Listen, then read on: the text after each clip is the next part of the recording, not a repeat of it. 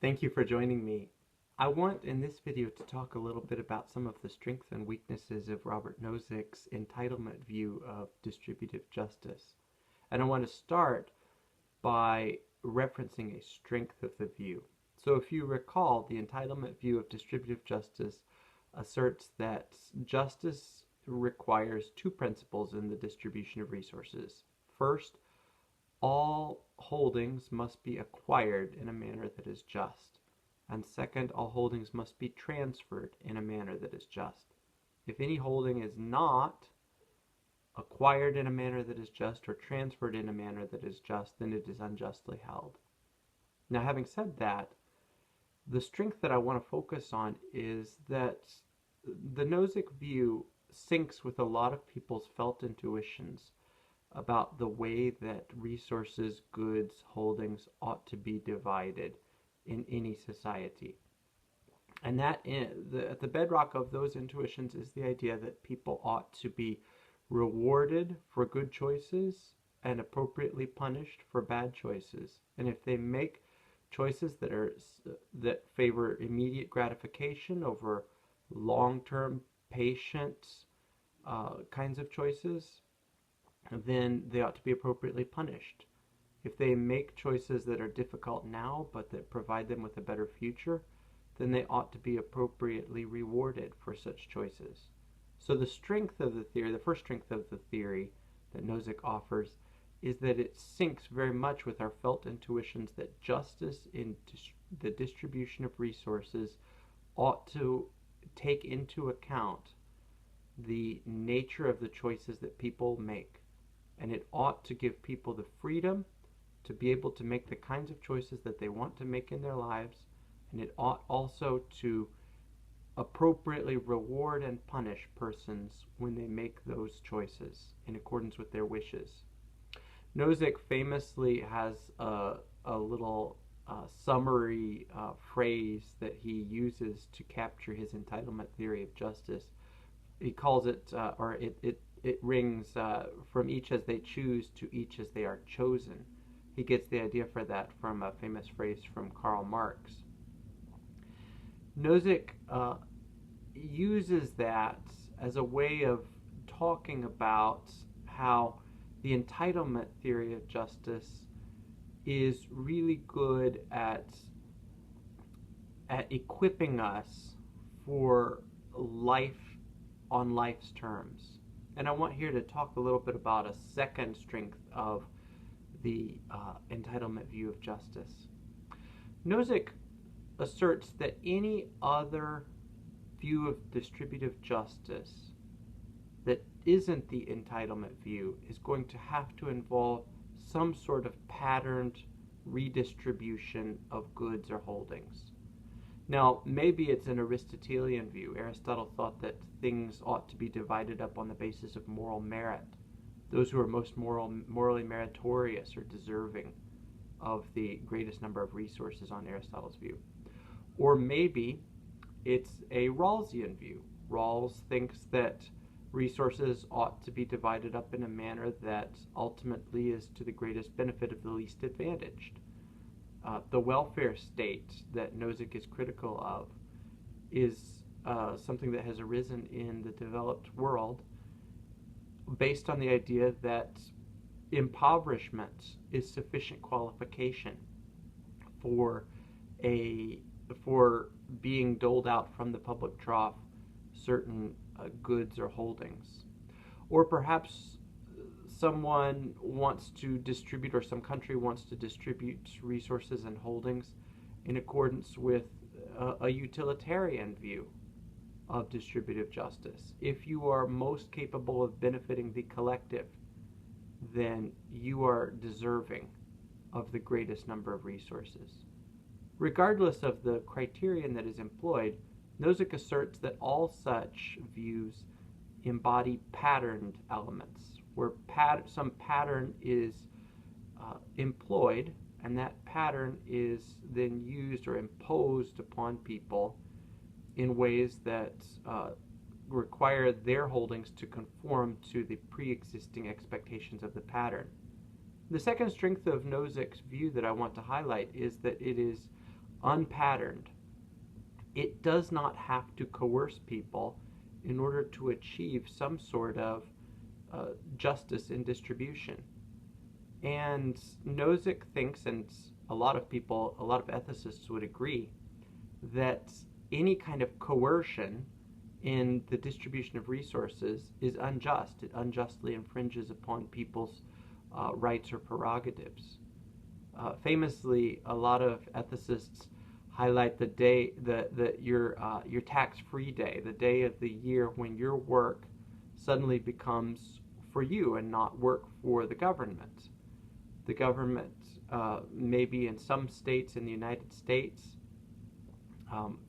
requires you to work until mid-April or even June in some larger cases before you can have the rest of the year to make your own money for yourself. And on Nozick's view, that's unjust because that is another distributive authority using patterned principles by means of redistributive taxation to coercively infiltrate and destroy our ability to choose and to coercively redistribute from our own plans for our lives to fulfill its prerogatives and purposes.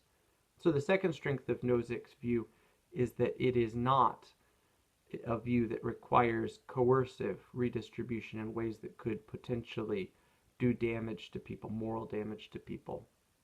I want to make one observation about Nozick's views, and then I'm going to highlight a couple of weaknesses. The observation is that Nozick asserts that his view is highly pro-family or pro-collectives. Maybe this could even be a third strength of his view. Nozick thinks that the entitlement theory of justice is a collectivist theory of justice because it helps to preserve family groups rather than forcing all of us, like a Rawlsian view does, to stand as individuals before the state, where the state decides who among us as individuals is deserving of what. This leads, though, into one of the weaknesses of Nozick's view, the entitlement view, and that is that Nozick seems to be perfectly comfortable with incredibly disparate holdings among populations.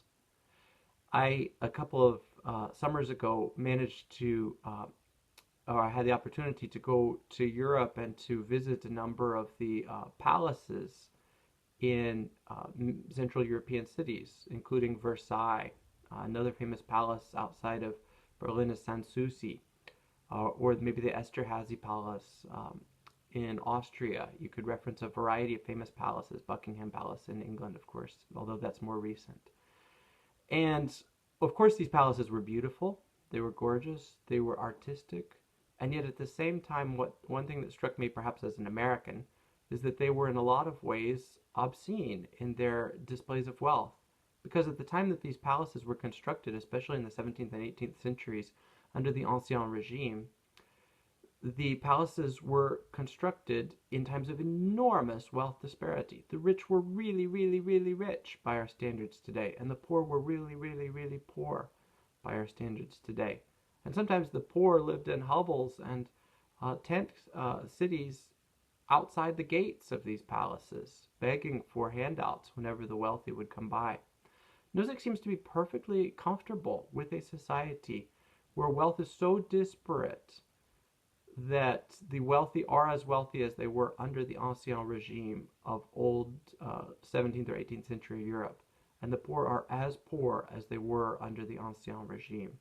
And this strikes a lot of interpreters of Nozick's views as being simply unacceptable. And this leads to a second criticism of Nozick's views. It is that we as individuals now ought not to be punished for the sins of our ancestors. If you are the child of parents who have made good choices, these choices brought about great wealth for them. These choices led to an enormous inheritance for you. Maybe your parents chose professions that were lucrative. And you inherit their wealth by a just transfer. They freely consent, and you freely consent to accept their transfer of wealth upon their death. then you have won the lottery in certain ways. As the child of the privileged, or maybe your grandparents were privileged, and the wealth is passed down in multiple generations, you are the recipient of the good choices that others have made. On the flip side, though, if you are the child of parents whose choices were poor, maybe they were uh, under, maybe they were captive to certain addictions and spent all their wealth for the sake of their vices, or maybe they did not choose lucrative professions, or maybe they just had a poor luck in business. If you are the child of the poor, then you, on Nozick's view, kind of get punished for the choices of others. Nozick's is a collectivist view in a lot of ways, and if your parents have nothing to give you, you have nothing to inherit, then Nozick's view kind of says tough. It's tough luck. It's just the way life is sometimes. And this strikes a lot of people as being inadequate morally. Many people think that we should not be punished for the sins of our parents. We should not necessarily be rewarded for the good choices of our parents. We ought to have a theory of distributive justice that treats us equally on our own merits for the choices that we personally make. On the flip side, on behalf of Nozick, an advocate of a collectivist view of distributive justice, an advocate of the family inheritance view, would say, well, really, we human beings live in social groups, and social groups are what ought to be seen as the core nuclear site of distribution decisions. And if parents who are wealthy want to transfer their wealth to their children, that's their choice, and it violates their freedoms as parents, as individuals, and as members of a family group for the government to step in and place a large inheritance tax upon them and say, no, you cannot do this. So certainly, Nozick could come back with some very strong arguments asserting the justice of a system that that labels transfers of wealth within family groups or other kinds of collectives as themselves just distributions of resources.